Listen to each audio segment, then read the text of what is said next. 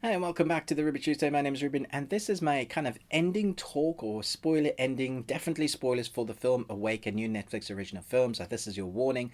Do give me a thumbs up. Let me know your thoughts down below. There's going to be many thoughts, I think, on this. Could have been saying a few different things, but you know what? Let's get into it. So the main theme is that people can't sleep in this, and so we have two people, as far as we know, on Earth, that an old lady and this young daughter that are able to sleep. And very quickly, I think you will figure out as an audience that the reason why is that she died.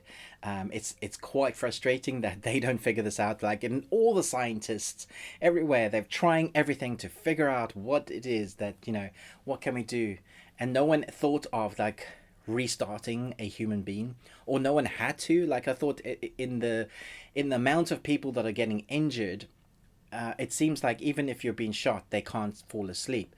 Like that guy that was shot in the head that we saw in the garage, he was shot in the head, but he was still alive. So you have your two themes here. You have, if you die and you get brought back, you can then be able to sleep and you'll survive, because that's what it shows us towards the end. We see the son get electrocuted, and then they bring him back with a defibrillator, and we see the mom, she didn't quite connect because she was, I suppose she was holding that badge. She needed to be properly killed, and so they drown her, and then we hear her breathe at the end, and we're like, okay, she's been brought back. I suppose she's going to sleep for like a week now, and then she'll be able to function again as a human being. But there are other moments where they're like, these people aren't dying, even though they've been shot, they're still awake. So if you get shot, does, like in the head, does that not stop you from dying? If you die, are you still alive? Because the people in the hospital that were in comas, they were waking up. There were two bodies that they were saying, oh, they just woke up and they won't go to sleep. And then there were a couple of other people that we saw along the way that just weren't dying. There were sacrifices and people weren't dying there either.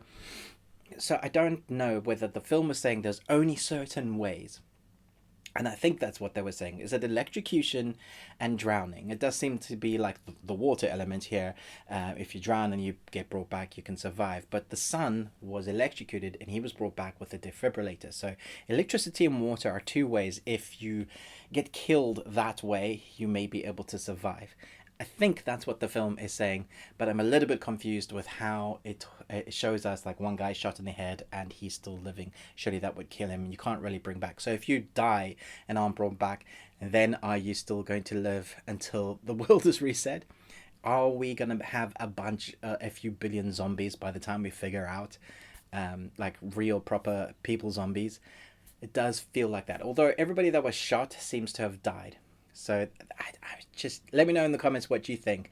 I think the only way for you to survive is to be reset if you're resuscitated, as long as the body can handle that trauma. So if it's trauma that you can come back from, then you can survive. Other than that, you may be a zombie. Do you see what I mean? It has interesting continuity there. Let me know in the comments below what you think. Thanks so much for listening to these thoughts. I'll chat to you in the comments. But most of all, until next time, remember, live long and Tuesday.